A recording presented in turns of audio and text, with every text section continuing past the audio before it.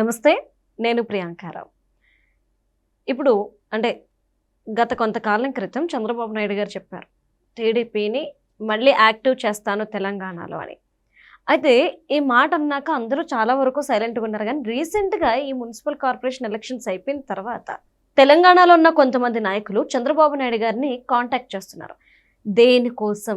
ఎవరా నాయకులు అంటే కాంగ్రెస్ పార్టీ నాయకుల, బీఆర్ఎస్ పార్టీ నాయకుల, బీజేపీ పార్టీ నాయకుల? బాబు గారిని దేనికి కాంటాక్ట్ చేస్తున్నారు? ఒకవేళ టీడీపీ పార్టీ ఇక్కడ యాక్టివ్ అయితే కనుక వాళ్ళకి అందులో పదవులు ఇవ్వాలని చెప్పేసి కోరుతున్నారా? ఇలాంటి క్వశ్చన్స్ అన్ని రేజ్ అవుతున్నాయి. సో దీని గురించి మాట్లాడుకుందాం. ముందు మాట్లాడడానికి సీనియర్ జర్నలిస్ట్ సిఎస్ రావు గారు ఉన్నారు, ఆయన అడిగి తెలుసుకుందాం. నమస్కారం సార్. అంటే తెలంగాణలో పలుకుబడి ఉన్న, అలానే యాక్టివ్గా ఉన్న కొంతమంది నాయకులు చంద్రబాబు నాయుడు గారిని కాంటాక్ట్ అవుతున్నారు అని ఒక వార్త బయటకు వచ్చింది. ఇది వినగానే అందరూ అడుగుతుంది ఏంటి అంటే, టీడీపీ పార్టీ ఇక్కడ యాక్టివ్ అయితే తెలంగాణలో అందులో పదవుల కోసం వీళ్ళు అడుగుతున్నారా? అడిగితే ఎవరా నాయకులు, ఏ పార్టీకి చెందిన వాళ్ళు అని, ఎవరు, అసలు ఏం జరుగుతుంది? మున్సిపల్ ఫలితాలు వచ్చిన తర్వాత బీఆర్ఎస్ పార్టీలో ఉండేటువంటి కొంతమంది నాయకులు చంద్రబాబు నాయుడు గారితో టచ్లోకి వెళ్ళారు, చంద్రబాబు నాయుడు గారితో ఫోన్ టచ్లో వెళ్ళారు అనేటువంటిది వినిపిస్తుంది. సరే, చంద్రబాబు నాయుడు గారితో టచ్లోకి వెళ్ళడం అనేది ఇదేం కొత్త ఏం కాదు, అదేం పెద్ద చెప్పుకోవాల్సిన న్యూస్ అయితే కాదు. కాకపోతే మున్సిపల్ ఫలితాలు వచ్చిన రోజే టచ్లోకి వెళ్ళటం అనేది కొంత ఆలోచించాల్సినటువంటి విషయం. నేను ఎందుకు అంటున్నాను చంద్రబాబు నాయుడు గారితో టచ్లో ఉండటం అనేది పెద్ద అదేమి ప్రాధాన్యత అంశం కాదని. చంద్రబాబు నాయుడు గారి దగ్గర నుంచి పొలిటికల్గా శిష్యరికం చేసో లేదంటే సమకాలీకులో అయి ఉన్నటువంటి వాళ్ళే అటు కొంతమంది బీజేపీలో ఉన్నారు, కొంతమంది బీఆర్ఎస్ పార్టీలో ఉన్నారు, కొంతమంది కాంగ్రెస్లో ఉన్నారు. 45 సంవత్సరాల పొలిటికల్ జర్నీలో చంద్రబాబు నాయుడు గారి దగ్గర పనిచేసినటువంటి వాళ్ళు అనేక మంది ఉన్నారు. సమకాలీకులు కానీ, పనిచేసినటువంటి వాళ్ళు కానీ, ఇట్లా రకరకాలుగా పరిచయాలు ఉన్నటువంటి వాళ్ళు అనేక మంది ఉన్నారు. బీఆర్ఎస్ పార్టీ ఉంటే 99% తెలుగుదేశం పార్టీకి సంబంధించిన డిఎన్ఏ అక్కడ ఉంది. సో కాబట్టి ఖచ్చితంగా బీఆర్ఎస్ పార్టీ వాళ్ళు చంద్రబాబు నాయుడు గారితో టచ్లోకి వస్తారు. ఎందుకు బీఆర్ఎస్ పార్టీ మునిగిపోతున్నటువంటి పడవలాగా కొంతమంది కనిపిస్తుంది ఆ పార్టీలో ఉండేటువంటి నాయకులకి. ఒకవైపు కవిత గారు, ఇంకొక వైపు ఢిల్లీ బీజేపీ, మరోవైపు ఫామ్ హౌస్లో ఉండే పరిస్థితులు, ఇంకొక వైపు క్షేత్రస్థాయిలో ప్రజల మూడు ఎలా ఉంది అనేది మున్సిపల్ ఫలితాల తర్వాత తెలిసిపోయింది. మరి ఇంత పరిణామాలు కళ్ళకి కనిపిస్తున్నప్పుడు రాజకీయ నాయకులు ఎవరైనా సరే ఏం చేస్తారు? భవిష్యత్తు కోసం ఆలోచించి ఒక అడుగు వేస్తారు. దాంట్లో భాగంగా బహుశా చంద్రబాబు నాయుడు గారితో టచ్లోకి వెళ్ళి ఉండొచ్చు బీఆర్ఎస్ పార్టీలో ఉండేటువంటి కొంతమంది నాయకులు. ఎందుకంటే కాంగ్రెస్ పార్టీలో ఉండేటువంటి వాళ్ళు అయితే వెళ్ళరు కదా, బీజేపీలో ఉన్నటువంటి వాళ్ళు వెళ్ళరు. ఎందుకంటే ఆల్రెడీ కూటమి ఉంది కాబట్టి, బీజేపీలో ఉన్న తెలుగుదేశం పార్టీలో ఉన్న ఒకటే కాబట్టి, పైగా బీజేపీ సెంట్రల్ అధికారంలో ఉంది. ఇక్కడ పూర్ పర్ఫార్మెన్స్ ఉన్నప్పటికీ కూడా మున్సిపల్ ఎన్నికల్లో ఆ పార్టీలో కంటిన్యూ అవుతారు వాళ్ళు. సో ఇప్పుడు టచ్లోకి వెళ్ళే దానికి అవకాశం ఉన్నటువంటిది ఎవరు? బీఆర్ఎస్ పార్టీ వాళ్ళే కదా. సో బీఆర్ఎస్ పార్టీ వాళ్ళు టచ్లోకి వెళ్ళారు. టచ్లోకి వెళ్ళి ఏం చెప్పారు అని అంటే, మీరు రండి, బీఆర్ఎస్ పార్టీ పని అయిపోయింది, తెలుగుదేశం పార్టీకి ఇక్కడ బలం ఉంది, బీసీలందరూ తెలుగుదేశం పార్టీ కావాలని కోరుకుంటున్నారు, మీరు తెలంగాణని అభివృద్ధి చేశారు, హైదరాబాద్ని ఒక బంగారు పళ్ళెంలాగా తయారు చేసి తెలంగాణ సమాజానికి ఇచ్చారు, కాబట్టి మీ అవసరం తెలంగాణ సమాజానికి ఉంది, తెలంగాణ సమాజం మిమ్మల్ని అర్థం చేసుకుంటుంది, మీరు చేసినటువంటి అభివృద్ధి వీటన్నిటిని కూడా. కాబట్టి మీరు రండి, తెలుగుదేశం పార్టీ హైదరాబాద్ నడిబొడ్డున ఆవిర్భవించినటువంటి పార్టీ. సో కాబట్టి తెలంగాణకి తెలుగుదేశం పార్టీ అవసరం ఉంది అని చెప్పి చెప్తున్నారు.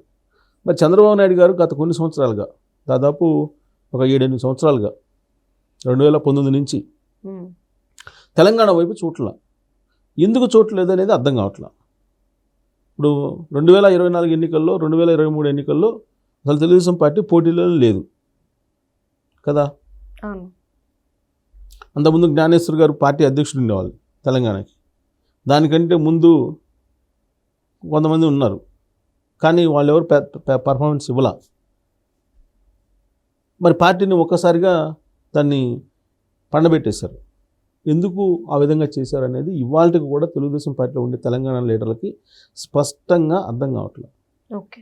అలా అని చెప్పి తెలుగుదేశం పార్టీకి లీడర్లు లేరా తెలంగాణలో? క్యాడర్ లేదా? ఉన్నారు.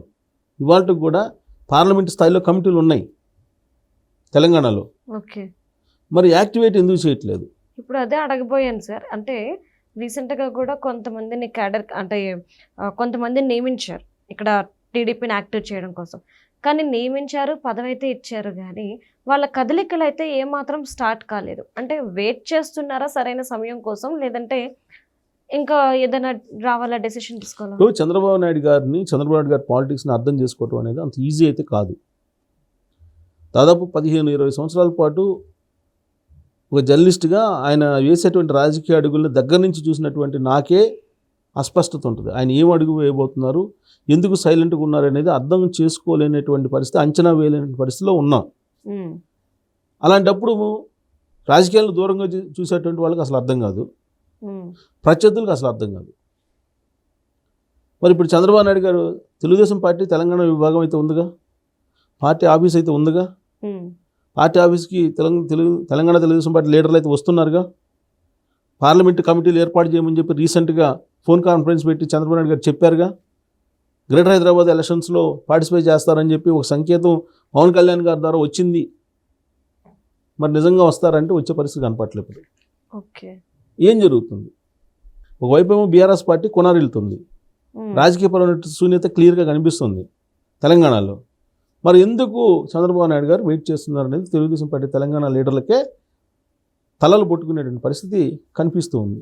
ఓకే, నేను ఆ మాట ఎందుకు అంటున్నానంటే చాలామంది నన్ను అడుగుతున్నారు, అన్నా ఏంటి పరిస్థితి, ఎందుకు సార్ సైలెంట్గా ఉన్నారు, ఇలా అడుగుతున్నారు నన్ను. నేను చెప్పినట్టే చెప్పాను, నాకు అర్థం కావట్లేదు తెలంగాణలో తెలుగుదేశం పార్టీ పరిస్థితి. స్పష్టత అయితే లేదు, కానీ వస్తారు, రాకుండా అయితే ఉండరు. మరి సరైన సమయం కోసం ఎదురు చూస్తున్నారా, లేదంటే ఢిల్లీ వాళ్ళతోటి మాట్లాడిన తర్వాత ఒక ప్లాన్ తోటి వస్తున్నారా, బీఆర్ఎస్ పార్టీ పరిస్థితి ఏంటి అనేది క్లియర్గా అర్థమైన తర్వాత వస్తారా, బీజేపీలో విలీనం అవుతుందా, లేదంటే అలయన్స్ పెట్టుకుని వెళ్దా అనేది స్పష్టత వచ్చిన తర్వాత వస్తారా? ఇవన్నీ ప్రశ్నలు, నేను వీటి సమాధానాలు అయితే రావట్లేదు.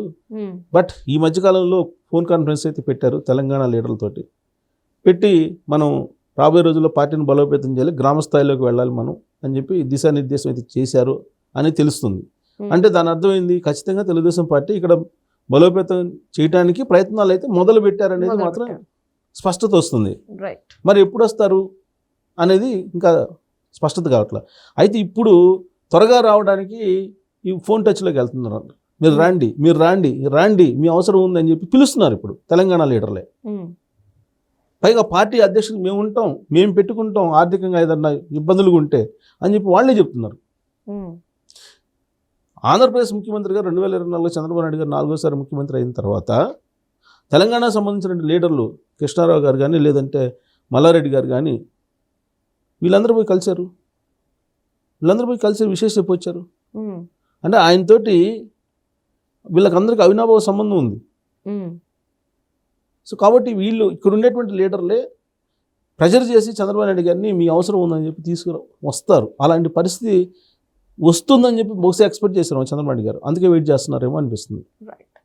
బీజేపీ వాళ్ళు కానీ, అలాగే బీఆర్ఎస్ పార్టీలో ఉన్నటువంటి పూర్వపు తెలుగుదేశం పార్టీ వాళ్ళు కానీ, వీళ్ళందరూ ఒకటయ్యి చంద్రబాబు నాయుడు గారిని ఖచ్చితంగా తీసుకొచ్చే అవకాశం ఉంది. ఇప్పుడు బీజేపీ కనుక చంద్రబాబు నాయుడు గారిని తీసుకురాకపోతే బీజేపీ పరిస్థితి మున్సిపల్ ఎలక్షన్స్లో రాబోయే రోజుల్లో ఇంత దారుణమైనటువంటి పర్ఫార్మెన్స్ ఇచ్చేదానికి అధిష్టానం ఒప్పుకోదు కదా. కాబట్టి చంద్రబాబు నాయుడు గారిని అనివార్యంగా తీసుకోవాల్సినటువంటి పరిస్థితి ఏర్పడుతుంది తెలంగాణలో.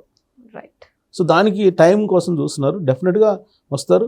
వీళ్ళే టచ్లోకి వెళ్తున్నారు, తెలంగాణ లీడర్లే టచ్లోకి వెళ్ళి చంద్రబాబు నాయుడు గారిని మీరు రండి అని చెప్పి అడుగుతున్నటువంటి క్రమంలో ఖచ్చితంగా ఆయన ఇటువైపు కూడా చూస్తారు. ఇటువైపు ఖచ్చితంగా ఆయన దగ్గర ఏదో ప్లాన్ ఉంటుంది అని చెప్పేసి మనం అనుకోవచ్చు. Thank you so much sir.